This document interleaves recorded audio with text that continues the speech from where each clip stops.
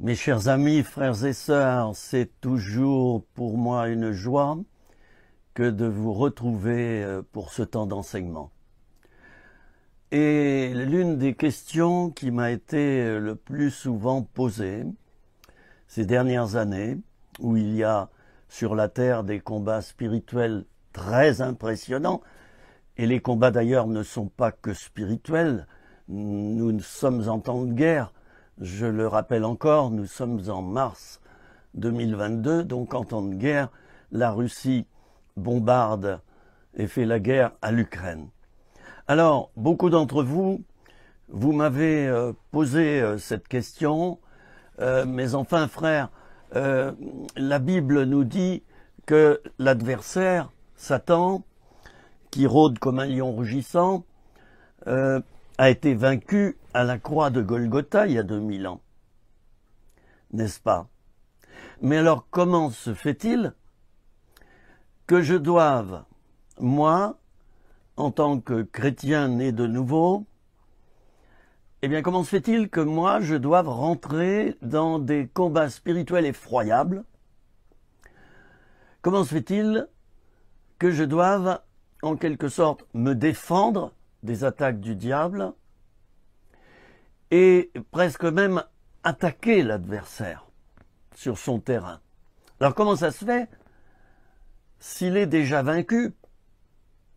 Est-ce que tu peux m'expliquer, frère, le pourquoi de tout cela? Parce que moi, je ne comprends pas grand-chose. Alors j'ai pris quelques notes parce que bien sûr, pour répondre à cette question qui m'a été posée si souvent, j'ai bien sûr réfléchi, j'ai relu certains passages de la Bible, et puis j'en ai parlé aussi à des frères et sœurs, mes meilleurs amis dans le Seigneur, qui m'ont donné aussi des pistes pour vous répondre. Et d'abord, eh bien, j'aimerais lire quelques versets de la Bible, puisque la Bible, c'est notre fondement spirituel, c'est le seul fondement, la parole de Dieu. La parole de Dieu écrite et conservée au fil du temps, au fil des temps. Depuis 2000 ans et beaucoup plus, les textes sacrés ont été produits et nous en avons le recueil, bien sûr, dans la Bible. Je vous conseille, au passage, de l'avoir avec vous, votre Bible. J'espère que chez vous, vous avez au moins une Bible. C'est Victor Hugo qui disait ceci, « Une Bible par cabane ». Et Victor Hugo, un personnage impressionnant qui a souvent dénoncé certaines choses dans ce monde. Mais tel n'est pas le thème de ma vidéo. Je le redis encore, cette question qui m'est posée très souvent, c'est ceci. Le diable a été vaincu à la croix de Golgotha il y a 2000 ans. Pourquoi est-ce que je dois encore le combattre? Pourquoi est-ce que je dois encore le combattre? Alors, j'aimerais vous lire, chers amis, et vous pouvez feuilleter votre Bible en même temps que moi. Tout d'abord, un verset dans la première épître de Pierre, au chapitre 5 et au verset 8. Ces versets vont nous confirmer que nous devons combattre. Je vous rappelle que ce verset est situé dans des enseignements des apôtres, de l'apôtre Pierre, dans le Nouveau Testament. Nous sommes dans l'ère de la grâce. Votre adversaire, le diable, rôde comme un lion rugissant, cherchant qu'il dévorera. Résistez-lui donc, avec une foi ferme, sachant que les mêmes souffrances sont imposées à vos frères dans le monde. Voilà, alors voilà le programme. Il n'est pas forcément réjouissant pour la plupart d'entre nous, parce que l'apôtre Pierre, dans l'enseignement qu'il développe là, nous précise que l'adversaire cherchera à nous attaquer, mais comme un lion rugissant. Alors un lion rugissant, ça fait du bruit, croyez-moi. Et quand le lion rugit, il sort ses crocs. Je ne sais pas si vous avez vu une mâchoire de lion, c'est impressionnant. J'ai en ma possession une mâchoire de requin. Vous savez, le requin, il a cette capacité, lorsqu'il perd des dents, eh bien, il a cette capacité de refaire sa mâchoire très vite. Si vous avez déjà vu une mâchoire de requin, comme moi, vous verrez que la dentition du requin, eh bien, il y a d'abord une première mâchoire impressionnante, et derrière, il y a une seconde mâchoire en formation, une troisième, une quatrième et une cinquième. C'est impressionnant. C'est-à-dire que le requin, que l'on craint tant dans les mers, eh bien, le requin a plusieurs mâchoires. Et si une mâchoire est affectée, eh bien, la seconde fera son effet, la troisième, s'il le faut, la quatrième et la cinquième. Alors là, nous avons affaire, nous dit l'apôtre Pierre, à un lion rugissant. C'est-à-dire qu'il fait du bruit. Il se fait remarquer, il est là, il est impressionnant. Bon, l'apôtre Pierre nous dit, n'ayez pas peur de résister avec une foi ferme à l'adversaire, parce que les mêmes souffrances sont imposées à vos frères dans le monde. C'est-à-dire toi, mon frère ou ma sœur, qui combat spirituellement très souvent, eh bien, mets-toi en communion avec tes frères et sœurs dans le monde, parce que eux aussi ont le même problème de toi, ils doivent résister, même problème que toi, ils doivent résister à Satan, eux aussi, ce qui provoque bien sûr des souffrances. Ben oui, quand on combat un adversaire qui est puissant, ça nous fait souffrir, ça prend notre énergie et ça nous épuise. Alors l'apôtre Pierre donc nous a avertis. La question se pose, mais enfin, comment ça se fait ça? L'adversaire est vaincu. Et ben mais qu'est-ce qui se passe? Alors je vais prendre des images, avant de vous lire d'autres versets de la Bible, je vais prendre plusieurs images. Et tout d'abord, l'image d'un condamné à mort. Bon, vous avez suivi certainement ce genre d'événement. Aux USA, par exemple, la peine de mort est toujours là, elle est maintenue. Il y a ce qu'on appelle le couloir de la mort, c'est-à-dire qu'un détenu qui est condamné, la sentence a été prononcée, condamnation à mort, ça ne se fait pas tout de suite. Parfois, la mort, on va la lui donner dans 1 an, 2 ans, 3 ans, 5 ans. Le temps que le dossier soit bouclé. Voilà. Ce qui est d'ailleurs très gênant pour le condamné à mort parce qu'il attend chaque jour qu'on pénètre dans sa cellule et qu'on vienne le chercher. Vous connaissez la suite, je ne vais pas vous décrire la suite, c'est terrible. Donc on procède à l'heure actuelle, alors qu'avant c'était la chaise électrique, on procède à l'injection létale. Et pour que personne ne se sente culpabilisé parmi ceux qui organisent la mort, eh bien, il y a plusieurs surveillants de prison qui ont chacun devant eux un bouton qu'ils doivent enclencher. Et chacun enclenche son bouton poussoir et en fait personne ne sait réellement qui a déclenché la mise à mort. Bien.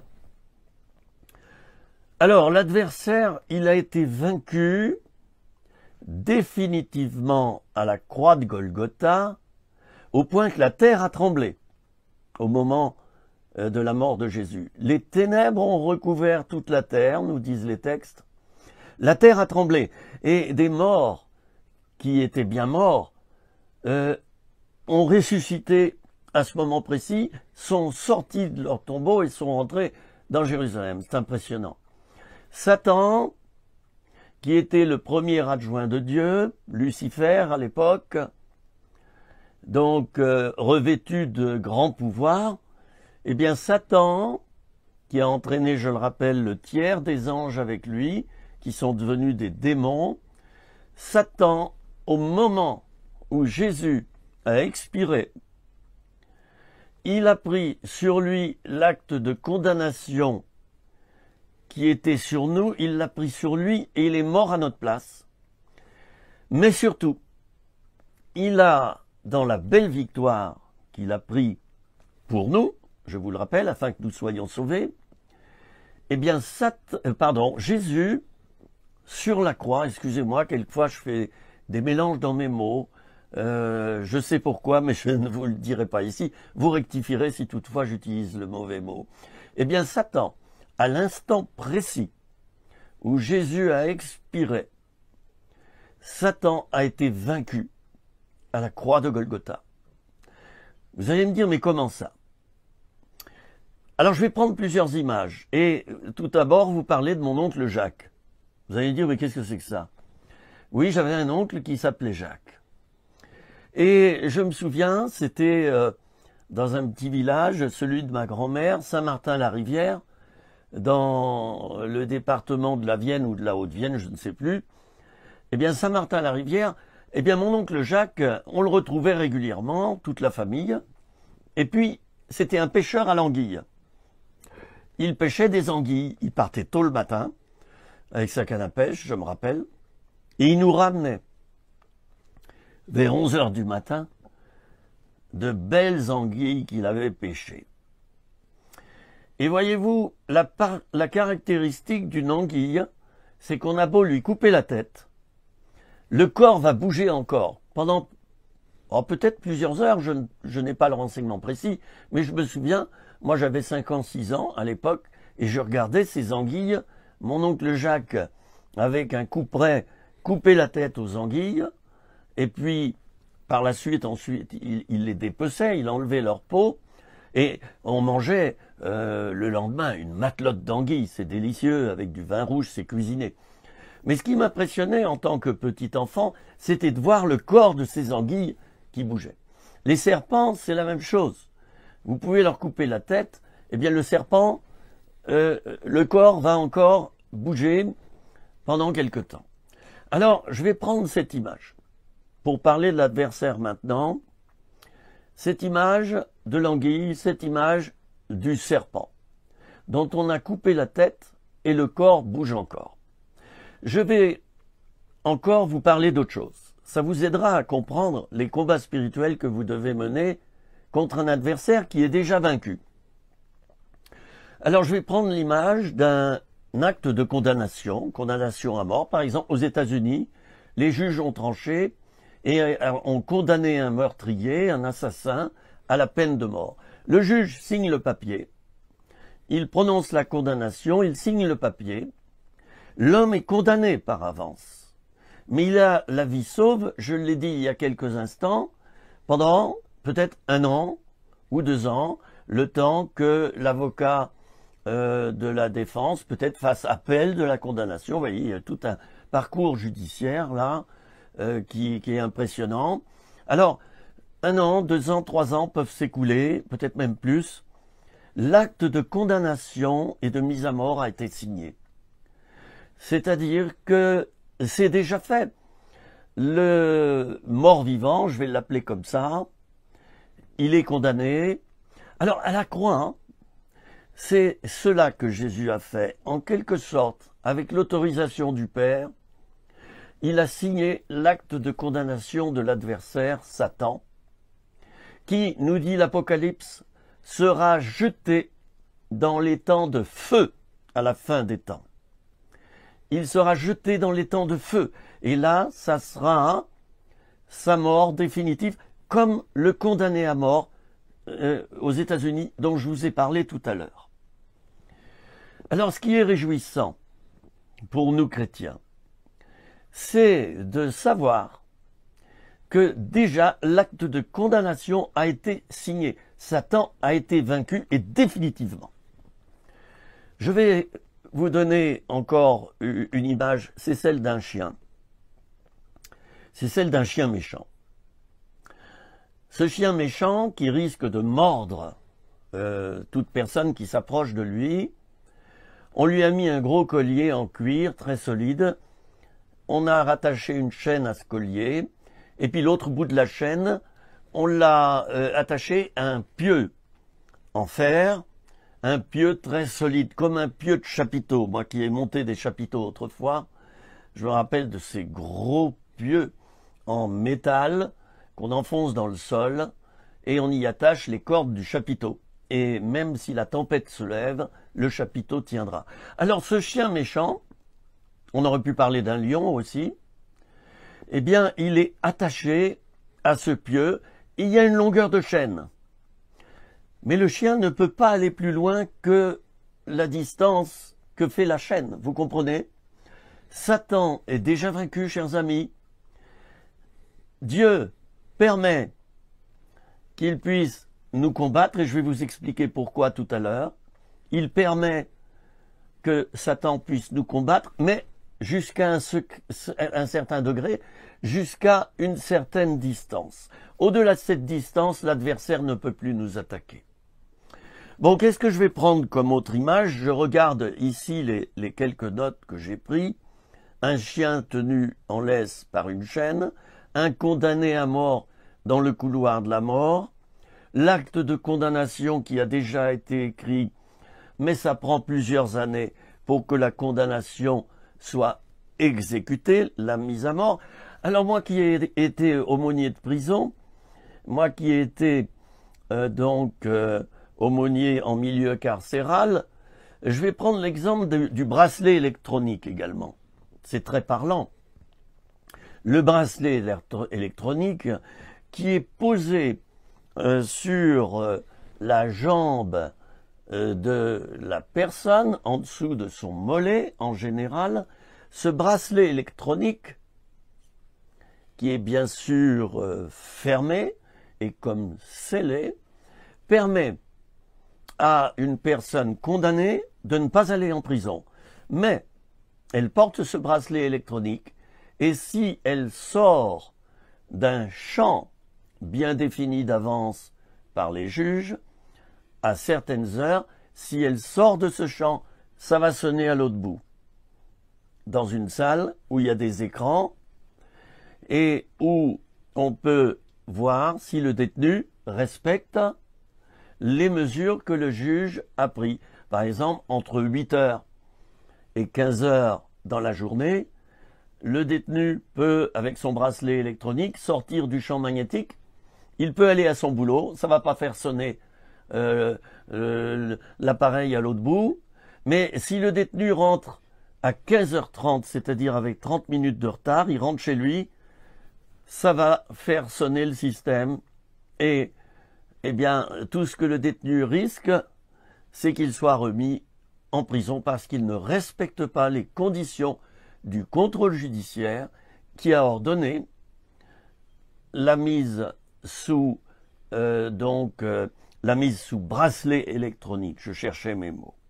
Bien, ça peut nous aider à comprendre. Alors Satan, en quelque sorte, est comme ce détenu qui a déjà été condamné, mais qui a un bracelet électronique et qui ne peut donc pas faire certaines choses.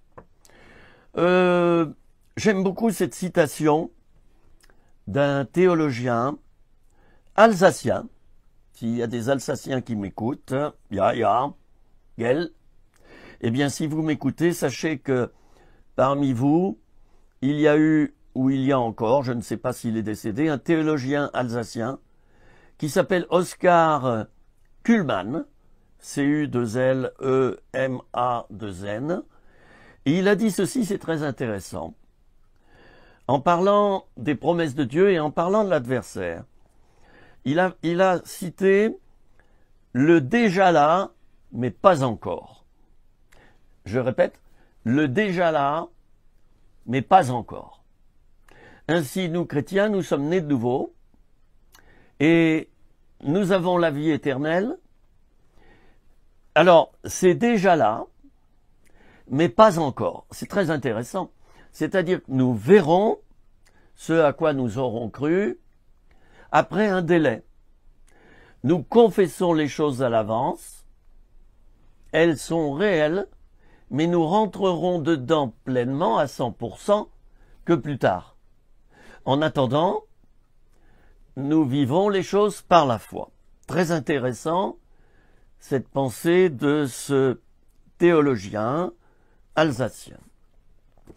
Alors, un frère et ami que j'aime beaucoup et que j'ai eu au téléphone la semaine dernière m'a dit « Mais Philippe, dans cette vidéo, tu pourrais également parler de la terre promise. Dieu a fait cette promesse à Abraham qu'il donnerait au peuple d'Israël une terre, et il a promis cela. Il a dit à Abraham, pars du lieu où tu te trouves et va vers le lieu que je te montrerai. Certains pourraient dire, ah ben, nous voilà bien avancés. Abraham ne savait pas où il allait. Il a obéi. Il a rassemblé ses troupeaux et sa famille. Il leur a dit, nous partons, nous levons le camp. Et voilà Abraham qui part vers cette terre promise sans savoir où elle était située. Vous voyez, comme la foi est importante dans la vie chrétienne. Alors, face à cette terre promise, Moïse, nous le savons, a eu cette mission de conduire le peuple vers cette terre, le pays de Canaan. Moïse n'y rentrera pas parce qu'il a murmuré, il a eu un comportement qui a fait que Dieu lui a dit, bah, écoute, tu la verras de loin, mais tu ne pourras pas y rentrer. Bon, ben c'est comme ça. C'est pas vraiment une punition grave, mais Dieu a voulu dire à Moïse, mon gars, tu vois, t'as fait un peu le mariole, t'as pas respecté les conditions, ben voilà, tu verras cette terre de loin et tu pourras pas y rentrer. C'est Josué qui aura, c'est le successeur de Moïse, c'est Josué qui aura cette mission de faire rentrer le peuple dans la terre promise. Oh, il y a eu des échecs avant. Normalement, ça aurait dû durer 40 ans, la traversée du désert. Mais parce que le peuple a murmuré, il s'est révolté contre Moïse.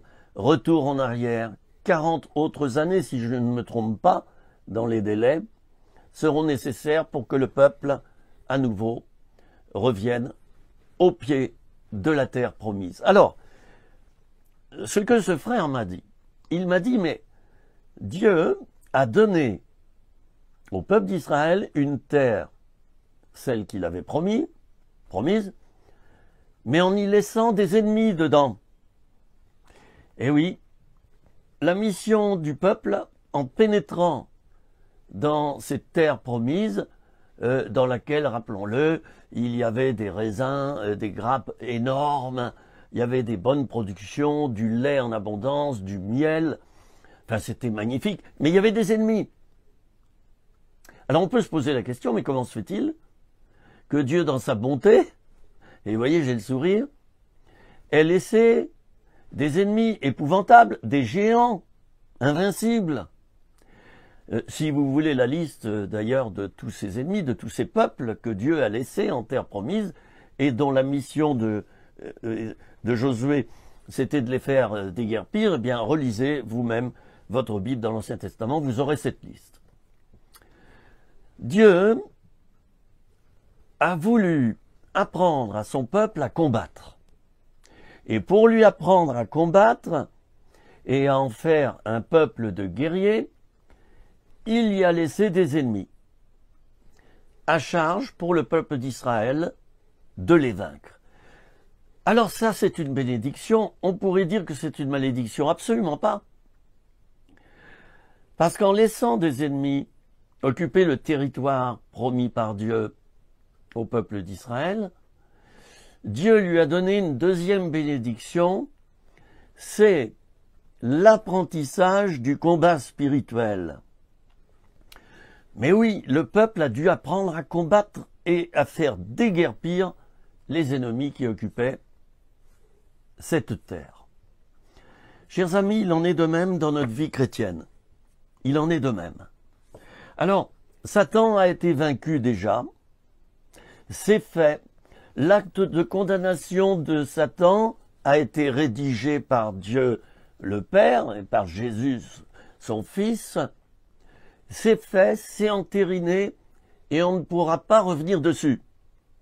Mais comme je le disais, la bénédiction supplémentaire, et oui, c'est une bénédiction, c'est que Satan, j'allais dire qu'il n'a pas rendu son dernier soupir encore.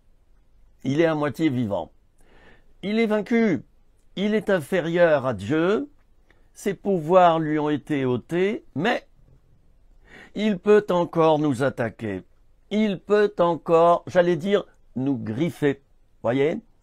Si nous nous approchons trop de lui, dans une certaine sphère, il pourra nous nuire encore. Il pourra nous empêcher provisoirement de faire certaines choses. C'est à nous de proclamer la victoire sur lui et de le chasser. Et ce faisant, nous prendrons des muscles spirituels. Nous allons devenir plus matures. Nous allons devenir des guerriers spirituels. Et nous allons mieux nous préparer à l'entrée dans le ciel, qui est comparable à l'entrée dans la terre promise, pour nous les chrétiens. C'est une bénédiction, qui se cache derrière. J'ai d'autres versets à vous lire maintenant, et j'ai mis des marque-pages pour ne pas louper certains versets très importants. Nous allons lire notamment dans l'Épître aux Colossiens, chers amis, si vous me suivez encore, ce dont je suis sûr, et je vous fais là un clin d'œil. Nous allons lire maintenant dans l'Épître aux Colossiens. Paul s'adresse aux Colossiens. Colossiens, chapitre 2 et verset 15. Oh, ce sont des versets que je connais par cœur. Et là, nous pouvons lire, il a dépouillé, donc Jésus, Dieu, a dépouillé les dominations et les autorités et les a livrées publiquement en spectacle en triomphant d'elles par la croix. Ce verset rend authentique la victoire de Jésus-Christ sur la croix de Golgotha. Il a enlevé le pouvoir de Satan et de ses démons. Il a dépouillé Satan de sa puissance. En quelque sorte, elle est limitée. Voyez-vous, c'est comme un moteur bridé. Les mobylettes, par exemple. Ce que j'appelle, moi, les mobylettes, ça, je suis un homme de ma génération. Nous, on avait des mobs, on les appelait comme ça. T'as ta mob, ouais, ben, va la chercher. Allez, on part en mob. Maintenant, il y a d'autres termes. Bon, en Suisse aussi, il y a des termes bien précis par rapport à ça. Alors, une mobylette qui est bridée fait qu'on ne peut pas aller, par exemple, plus vite que 30 à l'heure, par exemple. Je donne un exemple. Ou 20 à l'heure. Le moteur est bridé. Alors, il y a des petits malins, des jeunes, des ados, qui vont débrider le moteur et la mobylette va rouler à 50 ou 60, ce qui est formellement interdit, puis elle va faire du bruit comme une pétoire. Bon, heureusement, la police veille, et quand elle entend ça, elle prend le contrevenant en chasse, et il a une contravention. Alors, ces versets sont très intéressants, et ils nous confirment cette magnifique victoire que Jésus a remportée à la croix pour nous. Nous recevons la vie éternelle dès le début de notre nouvelle naissance. Nous devenons le temple du Saint-Esprit. Nous avons une réserve de bénédictions, des guérisons. Un pouvoir contre Satan nous est donné puisque le Saint-Esprit est en nous. Alors nous pouvons, au nom de Jésus-Christ, dire à l'adversaire de s'en aller. Je vous ai lu tout à l'heure le verset de l'épître de Pierre qui disait ceci: « Votre adversaire, le diable, rôde comme un lion rugissant, cherchant qui il dévorera, résistez-lui avec une foi ferme. » Alors, la foi déjà, c'est croire sans voir, mais il nous faut une foi ferme, c'est-à-dire une foi convaincue. Si tu n'es pas convaincu que Satan est vaincu, Tu ne pourras pas prendre autorité sur lui. J'aime beaucoup cette comparaison encore pour imager cette victoire de Jésus à la croix en disant que c'est comme si tu partais à un match de football dont tu aurais le résultat d'avance. Le mondial, par exemple. Tu connais celui qui va gagner le mondial, déjà à l'avance. Chers amis, celui qui a gagné le mondial spirituel, c'est Dieu, en Jésus-Christ. Toi, chrétien, né de nouveau, tu as un renseignement de taille qui te permet de prendre la victoire sur Satan. C'est que tu sais que Satan a déjà perdu.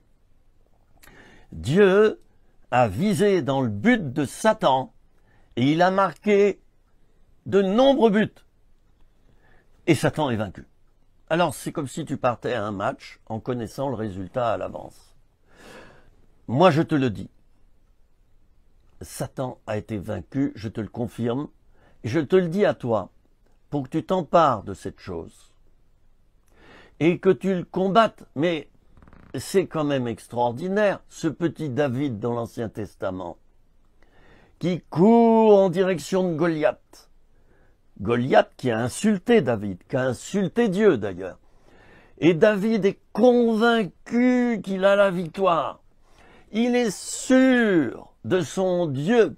Il court vers Goliath et il dit « Aujourd'hui, je te couperai la tête ».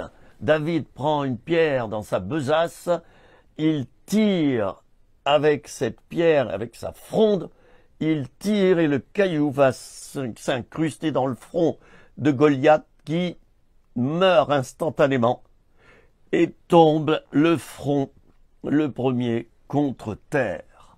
Cette foi que David avait, et je vous rappelle que nous étions dans l'Ancien Testament, les Saintes Écritures n'étaient pas encore écrites ou alors très partiellement. David était revêtu de cette foi qu'il nous faut avoir, nous chrétiens. Il était revêtu de cette foi. Et revêtu de cette foi, il a pu vaincre Goliath qui était invincible. Tes ennemis, mon ami, mon frère, ma sœur, sont invincibles. C'est peut-être ta santé, c'est peut-être dans ta famille la fournaise qu'il y a en ce moment. C'est peut-être aussi tes voisins qui t'empoisonnent constamment par le bruit, par des insultes, par des coups contre les murs. Enfin, nous avons tous des épreuves dans notre santé, dans notre vie spirituelle, dans notre corps, dans notre âme et dans notre esprit. Il y a des combats spirituels, il y a des combats psychologiques, il y a des combats physiques. Devant cela, Jésus te dit maintenant, j'ai déjà vaincu Satan à l'avance, j'ai déjà pris position face à tes combats, de quelque sorte qu'ils soient. J'ai déjà vaincu. Et donc, maintenant, tu ne peux que t'en emparer si tu le veux bien. Certains chrétiens ne s'en emparent pas. Et voyez-vous, je vais vous montrer quelque chose, chers amis. Je vais vous montrer quelque chose maintenant. Voilà, ça c'est la tenue du chrétien né de nouveau. Éphésiens 6, lisez ce chapitre, nous parle des armes du combat spirituel. Ma vidéo n'est pas sur ce thème, mais cependant, je vais vous détailler maintenant les armes que Dieu nous a données. Et tout d'abord, une arme qui ne figure pas ici, là, c'est la prière. Éphésiens 6, à partir du verset 10, vous lisez toute la suite jusqu'à la fin du chapitre. Les armes du combat sont là. Dieu nous les a déjà données. Mais pourquoi tu ne les prends pas, toi, ami chrétien, ami chrétienne? Pourquoi tu ne les prends pas? Tu t'appuies sur un verset qui dit ceci, « L'Éternel combattra pour vous et vous gardez le silence. » Mais attention, ça c'était dans une situation bien précise dans l'Ancien Testament.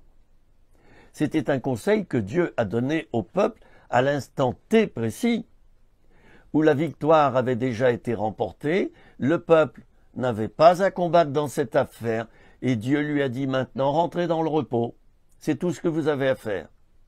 Mais la plupart du temps, Dieu nous dit dans nos combats de prendre les armes. Il y a deux sortes d'armes, chers amis. Et réécoutez cette vidéo, faites-la circuler, partagez-la abondamment. Elle sera sur YouTube dans quelques heures. Partagez cette vidéo. Alors, les armes spirituelles, elles sont là. Il y a deux sortes d'armes. D'abord, les armes défensives. Leur but, c'est de se défendre. Alors, comme arme défensive ici, vous avez par exemple la cuirasse ici.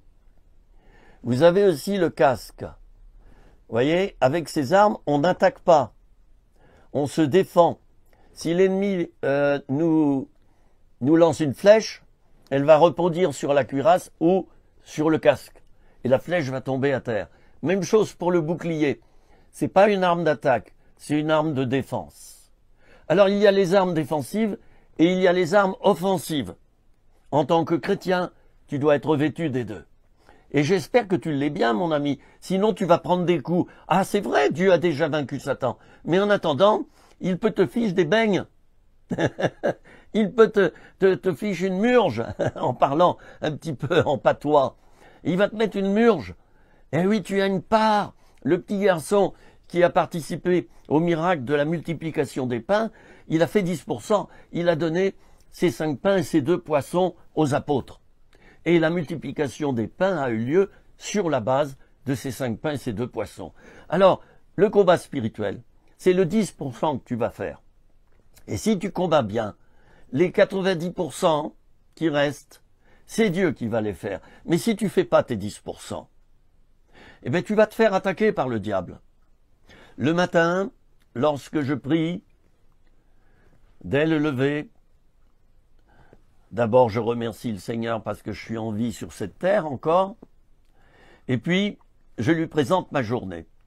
Et là, je rentre dans un combat spirituel. Voyez?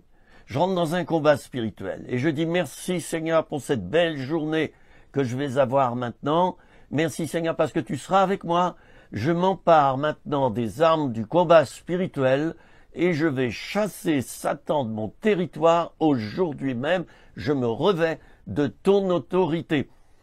La Bible nous dit que ce n'est pas contre la chair et le sang que nous avons à lutter, mais contre des dominations et des autorités, des esprits méchants dans les lieux célestes. La Bible nous dit également que Dieu a dépouillé ces dominations déjà, mais c'est à nous de le confirmer. C'est à nous de le confirmer, c'est à nous de prendre autorité, et c'est à nous de dire à ce chien qui est tenu par une laisse, va dans ta niche maintenant. Résistez-lui avec une foi ferme, ça veut dire quoi? Satan, va-t'en. Jésus a dit à Pierre, qui lui disait, mais à Dieu ne plaise, tu n'iras pas sur la croix, ou alors je mourrai avec toi. Jésus s'est tourné vers Pierre et lui a dit ceci, arrière de moi Satan, car tes pensées me sont en scandale. Voyez même Jésus, dans le désert également, juste après son baptême par immersion, son baptême d'eau. Jésus a été tenté par le diable pendant 40 jours et 40 nuits.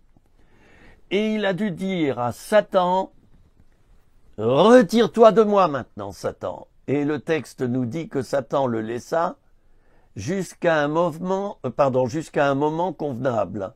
C'est-à-dire qu'il est resté à la porte en quelque sorte. Satan sait attendre. Il sait voir le bon moment où il va t'attaquer. Il ne pourra jamais triompher sur toi, mais il pourra occasionner des dégâts dans ton camp. Alors, je reviens à mes armes du combat et je vais terminer cette vidéo. Des armes défensives, des armes offensives. Dans les armes offensives, il y a l'épée. Bon, l'épée ici n'y figure pas, elle est cachée juste derrière le bouclier. Alors l'épée, Éphésiens 6 nous dit que l'épée, c'est la parole de Dieu. Vous avez vu que Jésus, dans le désert, a répondu au diable par des versets de la parole de Dieu. Jésus avait cela, cette arme de la parole. C'est pour ça que tu dois bien connaître la parole de Dieu, mon ami. Bien la connaître. Et tu vas utiliser le bon verset pour répondre à Satan. Tu vas lui répondre par la parole de Dieu et non pas par tes paroles à toi. Oui, tu vas lui dire, va-t'en, Satan, mais tu vas lui lancer cette flèche, tu vas lui donner un coup d'épée. Tu vas lui donner un coup d'épée par un verset biblique, et lui devra se taire. Alors, l'épée de l'esprit, c'est la parole de Dieu. Le casque du salut, je sais que je suis sauvé, et ça me protège. De quoi? Du doute. Ça me protège. C'est un fait, je suis sauvé. La cuirasse, ça protège mes organes vitaux. En quelque sorte, je me revêts de la justice de Dieu. Dieu m'a rendu juste par sa justice à lui. Donc Satan ne peut pas m'accuser. Il ne peut pas me culpabiliser. Alors voyez, ça, ce sont des exemples. Il y a la cuirasse, il a les chaussures également ici. Vous voyez, je lui caresse les pieds là, à ce soldat, revêtu d'une armure. Les chaussures du zèle que donne l'évangile de paix. Oui, avec les chaussures, on va plus loin. Ça, c'est l'évangélisation, qui est une arme également. Le bouclier, il va nous servir. Vous savez, le bouclier, on le prend dans une main et on le tourne en direction de quoi? Eh bien, on repère d'où vient la flèche et on va le manier en direction de la flèche qui arrive pour être protégé de cette flèche. Bon, eh bien, voyez, j'ai pratiquement terminé. Et je vais prier pour vous dans quelques instants. Votre autorité, vous n'avez pas à la demander à Dieu. C'est faux. Dieu vous l'a déjà donné, chers amis. Dieu vous a donné l'autorité contre Satan. Ça fait partie de vos bagages. Ça fait partie de ce que Dieu, à votre conversion, vous a déjà donné en vous donnant le Saint-Esprit, les arts de l'Esprit, nous dit la parole de Dieu. Eh bien, Jésus vous a donné l'autorité contre Satan. Mais il y a certains chrétiens, certaines chrétiennes qui ne se servent pas de leur autorité. Ainsi, dans les réseaux sociaux, quelquefois sur les réseaux sociaux, moi je fais un article et par exemple je dis quelquefois que j'ai des grands combats spirituels en ce moment. Vous savez ce que certains me répondent? N'aie pas peur, frère, parce que Dieu combattra pour toi. Voilà les réponses que j'ai essentiellement. Mais j'ai aucun commentaire qui me dit ceci, frère, je m'engage à combattre avec toi contre l'adversaire qui veut ta peau. J'aimerais rajouter ceci pour conclure. Satan a un plan pour ta vie. Satan a un appel pour ta vie. Et ça, il faut bien que tu te le mettes dans le crâne et dans le cœur. Jésus a un appel pour ta vie. C'est sûr. Et Dieu a des projets de bonheur et non de malheur. Mais Satan, lui, il a des projets de malheur pour ta vie. Satan, lui, il veut ta mort. C'est un assassin, c'est un meurtrier. C'est le père du mensonge. Jean 10, 10. Le voleur ne vient que pour dérober, égorger et détruire. Voilà la mission de Satan. Et Satan, il aimerait bien t'utiliser pour faire tout cela. Jean 10, 10, relis ce verset. Le voleur n'est venu que pour dérober, égorger et détruire. Satan se sert quelquefois de chrétiens mal affermis pour dérober, égorger et détruire les autres. Et c'est bien malheureux. Souvenons-nous que ce sont les croyants de l'époque qui ont été les instruments principaux pour tuer Jésus-Christ, pour l'assassiner, pour le livrer afin qu'il soit mis sur la croix. Souvenons-nous de cela et faisons attention, frères et sœurs, aux attaques qui sont tellement subtiles et qui peuvent provenir de chrétiens religieux, de chrétiens remplis de religiosité, c'est-à-dire qui ne sont pas affermis, ils ne s'appuient pas sur la parole de Dieu. Faisons attention à cela. Vous allez me dire, oui, mais c'est un pasteur, donc il a raison. Non. Non, parce que s'il ne prie pas et s'il n'est pas revêtu de l'onction, eh bien, peut-être qu'il va te dire des paroles qui ne sont pas celles de Dieu. qui seront les siennes, ou le pire, c'est celle de l'adversaire. Voilà, j'en ai terminé avec mon enseignement. C'est un enseignement de taille, et cette vidéo, je la mettrai bien en vue sur mon espace YouTube. Vous retrouverez toutes mes vidéos, il y en a actuellement plus de 150 sur mon espace YouTube en tapant Philippe Augenet. Lorsque vous arrivez sur YouTube, vous tapez mon prénom et mon nom et gratuitement, vous avez à votre disposition plein d'enseignements qui, j'espère, vous feront du bien, vont vous fortifier. J'aimerais prier pour chacun d'entre vous pour que vous preniez la décision de combattre. Dieu ne le fera pas à votre place. Dieu ne le fera pas à votre place. Je ne prierai pas pour que vous receviez l'autorité, vous l'avez déjà reçue. Je ne prierai pas pour que vous ayez la victoire, vous avez déjà reçu la victoire.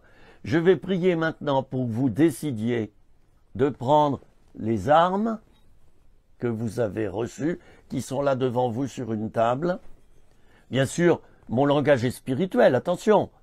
Je parle de spiritualité ici, pas du tout de violence humaine, d'utiliser la violence comme arme. Non, je parle du combat spirituel. C'est un domaine bien différent. Je veux prier pour vous, vous acceptez de recevoir la prière. Eh bien, baissez votre tête si vous voulez bien.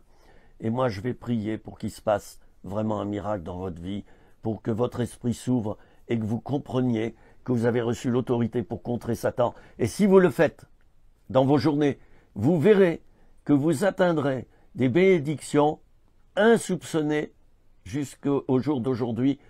Vous aurez comme un supplément de bénédiction. Mais oui, pourquoi? Parce que vous aurez accès à des grâces davantage. Des grâces que vous aurez en quelque sorte prises là. Je vous ai dit, les armes sont sur la table, les armes spirituelles. Dieu a disposé des bénédictions devant vous. C'est à vous de vous en emparer. Alors si vous combattez spirituellement, vous allez arracher des mains du diable des bénédictions pour votre vie. Seigneur, je veux prier maintenant pour chaque personne qui a assisté à cet enseignement. Je prie pour que chaque personne prenne la décision du combat spirituel, de combattre Satan, de s'éloigner du péché par la repentance et par des changements profonds, de s'éloigner de l'adversaire, de s'éloigner du péché, de rentrer dans la sainteté et de combattre Satan par la puissance de Dieu, par la puissance de l'autorité du nom de Jésus-Christ et par la puissance du sang de l'agneau qui a été versé à la croix de Golgotha pour que nous soyons justifiés et sauvés et pour que Dieu devienne notre justice, notre salut, notre victoire. Merci Jésus. Amen. Voilà, chers amis, j'ai été heureux de pouvoir vous donner cet enseignement qui n'a pas été sans combat spirituel juste avant d'enregistrer. Je ne vous donne pas les détails, mais c'est surprenant. Dès qu'on traite du combat spirituel, il y a tout qui remue. Il y a tout qui bouge. Je ne vous donne pas d'autres détails. Voyez ici, il y a le continent africain. Priez pour nos frères et sœurs en Afrique qui ont à faire face à la sorcellerie. La sorcellerie, à des malédictions que des sorciers leur envoient sur eux. Priez pour nos frères et sœurs africains qui ont des combats frontaux, beaucoup plus que nous. Nous, ici en Europe, nos combats sont plus par derrière, par le dessous.